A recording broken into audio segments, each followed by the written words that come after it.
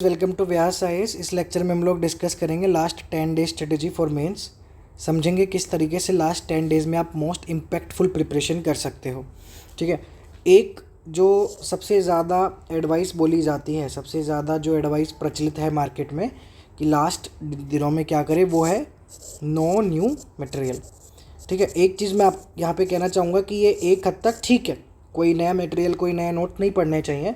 But अगर आपको कुछ भी कंपाइलेशन, कुछ भी 2 या 3 या 4 या 5 6 पेज का कुछ भी ऐसा मिल रहा है जो लास्ट टाइम पे आपके रिवीजन को स्ट्रॉन्ग कर सकता है, जस्ट गो थ्रू इट।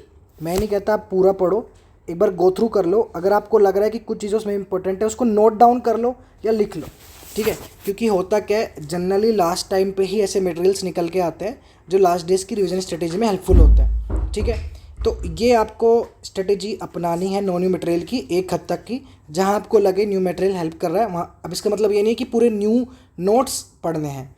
10 दिन में आप पूरे कम्प्लीटली नोट्स चेंज नहीं कर सकते। आप कुछ एक्स्ट्रा वैल्यू एडिशन मिलता है तो वो आप कर सकते हो।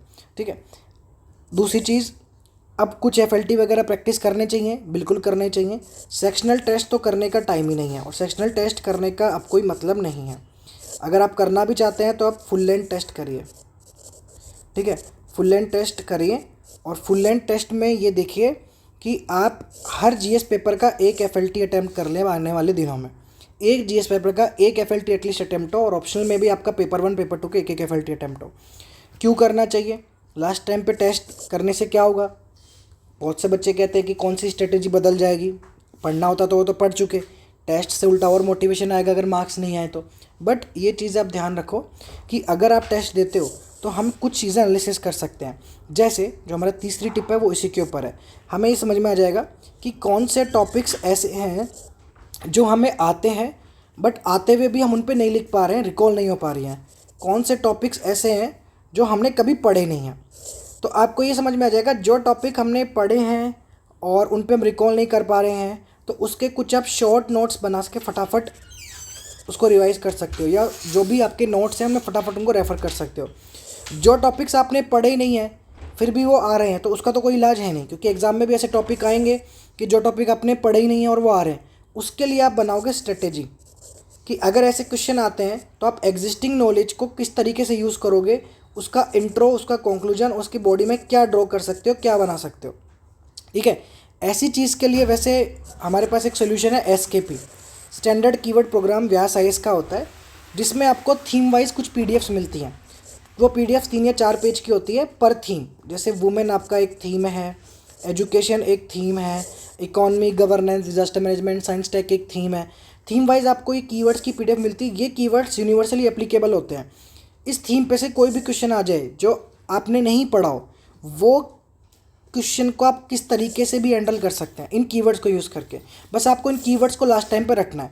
तो आप चाहें तो इस एसकेपी प्रोग्राम के बारे में और जानकारी ले सकते हैं। बहुत छोटा सा कोर्स है, 8851628134 8851628134 इस नंबर पे कांटेक्ट करके डायरेक्टली एसकेपी के बारे में जानकारी ले सकते हैं।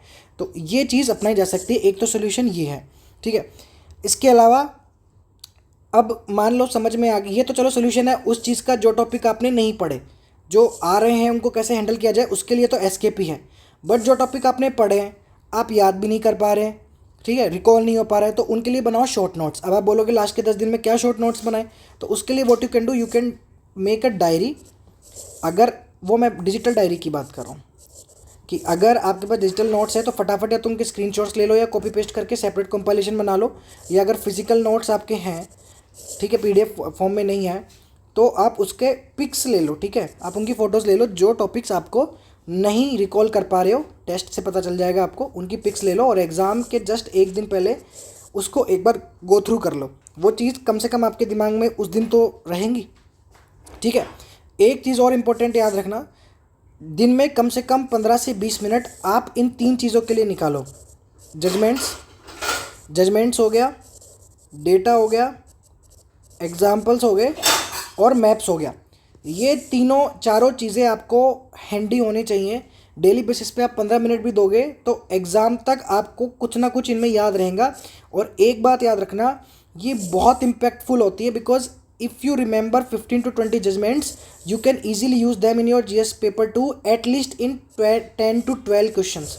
इन इंट्रोडक्शन और in conclusion. It will definitely save your time, क्योंकि इंट्रोडक्शन कंक्लूजन सोचने में ही हमें सबसे ज़्यादा टाइम लगता है। बॉडी तो हम फटाफट लिख देते हैं, इंट्रोडक्शन में ही हमें कई बार 1 मिनट लग जाता है। उस केस में आपको कोई जजमेंट याद है, कोई डेटा याद है, कोई एग्जांपल याद है तो आप डायरेक्टली मेंशन कर सकते हो। तो इनको तो बिल्कुल इग्नोर नहीं करना है। और ये आपके पास नहीं है तो सेम आप नंबर पे कांटेक्ट करके ये फाइल्स भी ले सकते हो। इधर उधर भटकने की, नेट पे सर्च करके टाइम वेस्ट करने की बिल्कुल ज़रूरत नहीं है, ठीक है। एक चीज़ याद रखना कि अब आपका जो माइंडसेट है ना, वो टाइम पे कंप्लीट पेपर करने का होना चाहिए। ये नहीं होना चाहिए कि अब मैं पेपर में और किस तरीके से अब बहुत अच्छा लिखूं और कैसे मैं उसको बिल्कुल हाई क्वालिटी पे ले जाऊं। क्योंकि अब लास्ट डेज में क्या होता है कि हम इतना रिवीजन करने में लग जाते हैं, इतनी चीज़ें इधर उधर भगने में लग जाते हैं कि हम जो हमारी लिखने की स्पीड है स्लो है, हम लास्ट में कंप्लीट नहीं कर पाएंगे पेपर। मतलब लिटरली मैं ऐसे लोगों को जानता हूँ जिन्होंने सब कुछ पढ़ लिया है, सब कुछ आता है, फिर भी लास्ट में पेपर छूटता ही है। वो इसलिए छूटता है क्योंकि इनफ टेस्ट प्रैक्टिस नहीं किया है। इसलिए मैंने आपको बोला है कि हर जीएस पेपर में एटलीस्ट 1 FLT आपकी होनी चाहिए। अब ये चीज़ भी याद रखो कि आप चलो आपने FLT भी सॉल्व कर ली, फिर भी आपके 2 या 3 क्वेश्चन छूट रहे हैं और आपको समझ में आ रहा है कि आपके क्वेश्चन क्यों छूट रहे हैं, या तो राइटिंग स्पीड स्लो है या वही आपको टॉपिक ढंग से याद नहीं है, रिविजन नहीं है। तो क्या कर सकते हैं, अब ये तो है नहीं कि दोबारा मैं आपको बोलूँ चलो नोट्स रिवाइज करो, उतना टाइम है नहीं कि आप एक एक चीज़ फिर से रिवाइज करो। तो सबसे पहली चीज़ आप ये कर सकते हो कि एक तो जिस दिन एग्ज़ाम हो उस दिन सबसे पहले आप जल्दी पहुँचो, जितना जल्दी हो सकते हो उतनी जल्दी पहुँचो, नींद लेके आराम से बढ़िया। जब पहुँच जाओ आप सेंटर पे, वहाँ पे कहीं पे भी देखो जगह बैठने की, बैठ के 2 या 3 ब्लैंक पेज साथ में लेके आओ और उसमें लिखो। बिल्कुल सिंपल बेसिक क्वेश्चंस लेके जाओ, 2 या 3 सिंपल बेसिक क्वेश्चन और 2 या 3 खाली पेज में उनको लिखो, ठीक है। क्या होता है सुबह सुबह जब हम उठ के हम आंसर लिखने लेके जाते हैं ना, तो मॉर्निंग वाला जो पेपर होता है ना, उसके सबसे ज़्यादा चांस होता है हमारा पेपर छूट जाए। आप बोलोगे ऐसे कैसे, मॉर्निंग वाला तो उल्टा हम फ्रेश माइंड से देते हैं, एनर्जी के साथ देते हैं। बट हमारा जो देखिए हाथ की जो स्पीड होती है ना, वो धीरे धीरे ही बढ़ती है। आप देखोगे शुरू के आंसर में ही आपको 10 से 12 मिनट लग जाती है। FLT में भी आपने एनालिसिस किया होगा। तो इसके लिए शुरू में 1-2 पेज आप लिख लो, इतने पेज भी मत लिखना कि वहीं थक जाओ। एग्जाम देने से पहले 2 या 3 पेज लिख लेना, ताकि उस हाथ का मोमेंटम बन जाए, ठीक है। बॉडी को समझ में आ जाए कि अब टेस्ट लिखने का टाइम आ गया। फिर एक चीज़ ये कर सकते हो, आपको जब क्वेश्चंस लिखते वक्त ये समझ आ रहा हो कि यार क्वेश्चन टाइम पे नहीं हो रहे हैं, मान लीजिए टाइम बहुत कम बचा है और क्वेश्चन अभी भी छूटे हुए हैं, तो इंट्रो और कंक्लूजन ये आप अवॉइड कर सकते हो।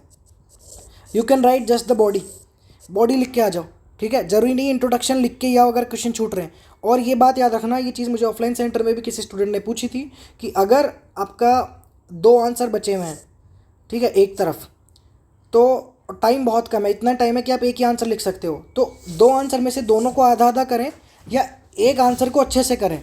इस केस में आप ये याद रखना कि आपको दोनों आंसर को आधा आधा अटैम्प्ट करना है, क्योंकि एक आंसर को ना तो आप उस लास्ट के मोमेंट में अच्छे से अटैम्प्ट कर पाओगे, और एक आंसर में आप कितना भी बढ़िया लिख लोगे, कहीं ना कहीं आपके मार्क्स पूरे 10 आउट ऑफ 10 या 15 आउट ऑफ 15 नहीं आएंगे।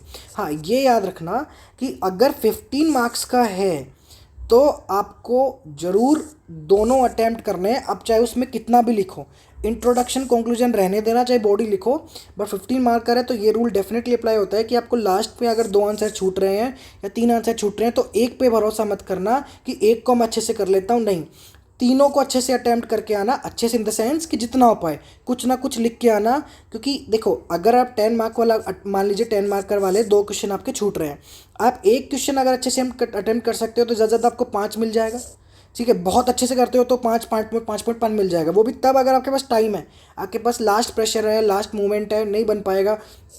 तो अगर आप दोनों आंसर भी अच्छे से अटैम्प्ट करते हो, थोड़ा थोड़ा करके, अच्छे से इन द सेंस कि थोड़ा थोड़ा लिख के आते हो, और आपको अगर आपको 2 या 2.5 मार्क्स भी मिलते हैं उसमें, तो 5 मार्क्स तो आ जाने के चांसेस होंगे।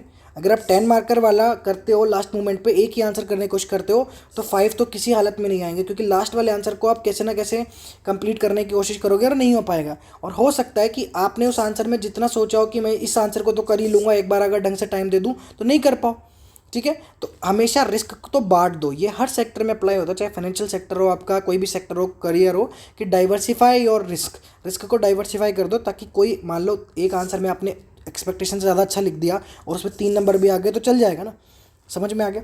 तो ये चीज़ हमेशा ध्यान रखनी है। एक जो सबसे अंडर एस्टिमेटेड एडवाइस होती है वो होती है मेंटल हेल्थ पे।